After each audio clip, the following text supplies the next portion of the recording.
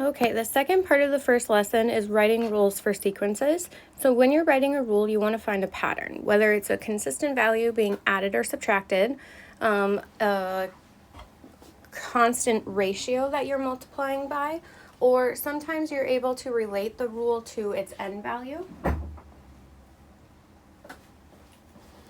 So once you find that pattern, you are going to write the rule, and depending on what the directions say, that'll tell you what to do. So the explicit rule, we talked about this previously. That's when you're basically just writing the equation that fits the sequence. And it's always going to start with the format a sub n equals, and then whatever your equation rule is. Then for your recursive rule, as we saw in the last part, that has two parts to it. The first part is you are going to state exactly what a sub n equals, a sub 1 equals, and that's just the first term that's in your list. So the very first one, you write down what that is equal to. Then you find a sub n, and that rule is always going to start with a sub n minus 1, and then you are going to state whatever the change is to get to the next term, whether it's adding 1 or it's multiplying by 10. That's what you would put there. But it'll always start the exact same way every single time. So for these examples, we're going to write the next term and then write an explicit and recursive rule for the nth term.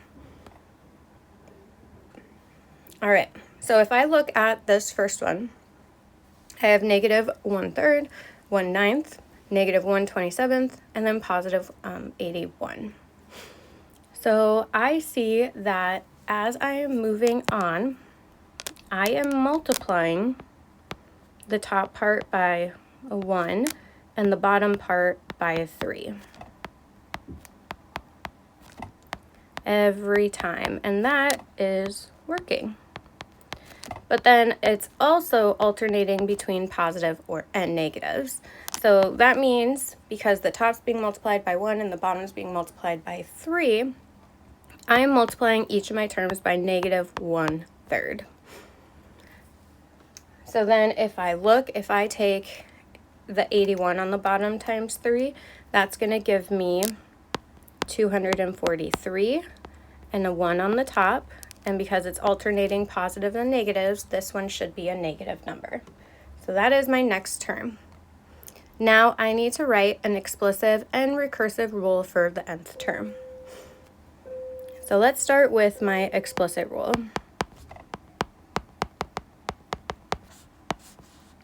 That's going to start a sub n equals. And anytime we are multiplying by a consistent value, I want you to relate the equation to your n value. So for the first term, my n value equaled 1, and that's when I had 1/3.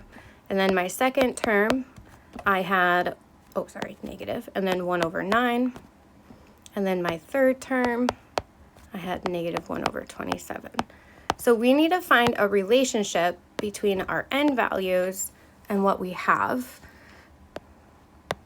So if I look at the term number and the denominators, what I notice is right away is if I use 3 to the power of n, I get what our denominators are. And a lot of times we are going to have values raised to a power. So that kind of tells me how I'm going to write my rule. I'm consistently multiplying by something. So to relate it to n, I'm going to take the value I am multiplying by, negative 1/3, and I'm going to put n as my exponent. And you want to make sure you test it out to see if it works for all of your terms that are given in your sequence. So if I take negative 1/3 to the power of 1, that equals my first term, negative 1/3. If I take negative 1/3 to the power of 2, that would give me positive 1/9. Same for the next one. If I had negative 1/3 to the power of 3, I would get negative 1/27. So you just want to double check that it works for more than just the first term. Okay, then we're going to write the recursive rule. And this one goes a lot faster. So you just start by stating what a sub 1 equals, which in this case is negative 1/3.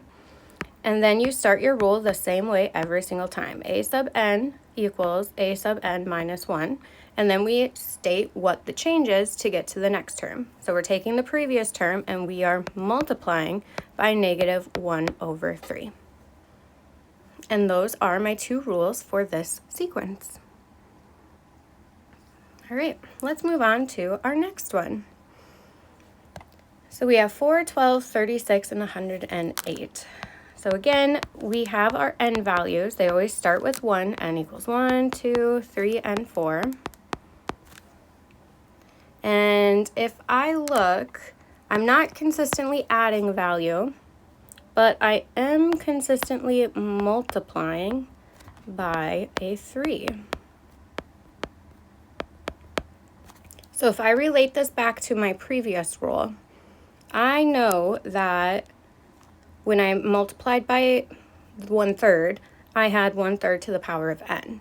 So if I apply that to this rule, I know somewhere in it I'm going to have 3 to the power of n. Now I just need to figure out how to make sure we get 4, 12, 36, and 108. So if we look, if we have 3 to the power of 1, that's going to equal 3. So I could add 1, and that would give me my first term of 4. So let's try that with the second term. 3 squared, that's going to equal 9, plus 1, that equals 10. So that's not a rule I can write for this sequence. Okay, so then let's try, what if we do 3 to the power of 1 for our n value, but then we subtract 1. That would be 3 to the power of 0, which equals 1. So then to get to 4, I can multiply it by 4, and that would give me 4. So let's try it for the next one. 3 to the power of 2, but if I take 1 away, that would be 3. And then if I multiply by 4, that gives me 12. So it works for my first two. Let's try one more just to make sure. 3 to the power of 3 minus 1 equals 9. And then 9 times 4, that would give me 36. So it is working.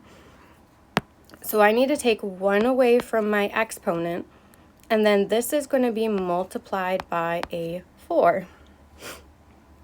And that would be my explicit rule. So you're going to have to be willing to kind of do guess and check with these when you're writing your rules. And the more you practice and the more you start recognizing the patterns, the faster writing your explicit rule will be. Okay, so we've got that. That's our explicit. Oops, come on, let me write. There we go. Now let's write our recursive. And again, the recursive one goes a lot faster. You just write a sub 1 and what that equals, and in this case it's 4.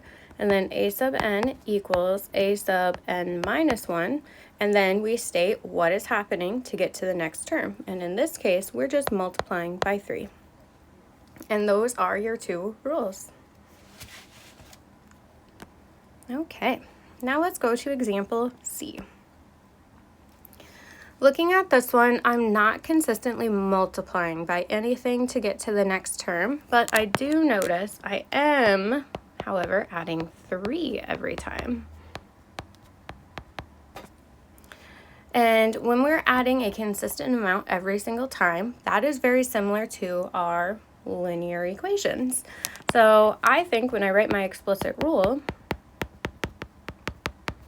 I want to keep in mind the setup of a linear equation, which I know is y equals mx plus b, where m is my consistent change. So I know m is going to be 3.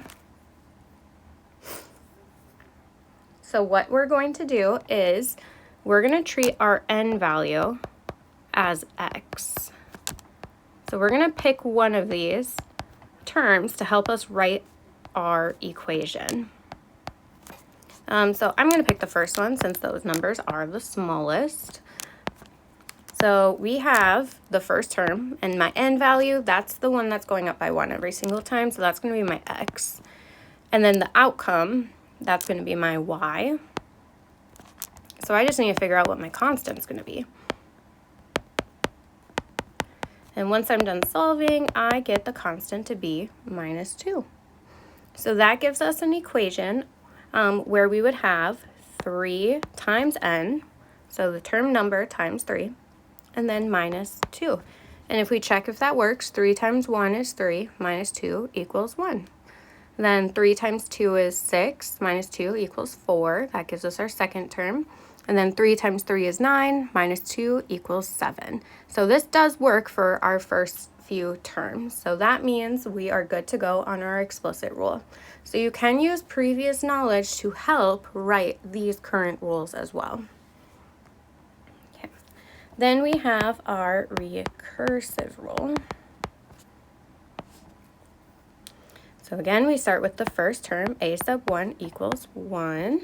And then our rule, a sub n equals a sub n minus 1. And then you state what the change is. And in this one, we're adding 3 to get to the next term. And that is our rule. So one thing I've noticed so far is when we are multiplying by a consistent value, our n, or the term number, is part of the exponent. And then when we consistently add a value, n is just being multiplied by that change that's occurring. All right. For example D, we are just going to write the explicit rule. We don't need the recursive one for this because it gets a little bit complicated for that one. So if we look, again, my n values are 1, 2, 3, and 4. And looking at those, I notice those are the exact same numbers as the numbers on the top of my equation. So I'm going to start my explicit rule with a sub n equals, and I know I'm going to have some sort of fraction, and the top number looks like it's just my n value. Now I got to figure out what's going on the bottom. So if I focus at just the denominators, from 2 to 5, I could add 3, and then 5 to 8, that's also plus 3, and 8 to 11, also plus 3. So I know I'm adding a consistent value every single time, so I'm going to write a rule for this one. And I know, looking at my previous problems, when we're constantly multiplying, n becomes an exponent. But when we're constantly adding, n is just multiplied by that change. So on the bottom, I know I should have a 3 times n. I just need to figure out, do I need to add or subtract anything to get it to be 2, 5, 8, and 11. So if I take my n value of 1 and the outcome, or a sub 1, equals 1 over 2, I need to figure out what I need to do on the bottom after I multiply n by 3. So I'm just going to focus on the bottom numbers. I know 2 equals, and then my 3n plus a number. And my n value for this first term is 1, so I'm going to replace that with a 1. Okay.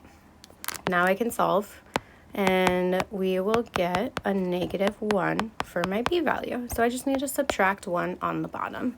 And then that gives me my explicit rule. And then just to double check, if I plug 2 in there, 3 times 2 is 6, minus 1 is 5. And then 3 times 3 is 9, minus 1 is 8. And then 3 times 4 is 12, minus 1 is 11. So those give me all of my denominators from my sequence.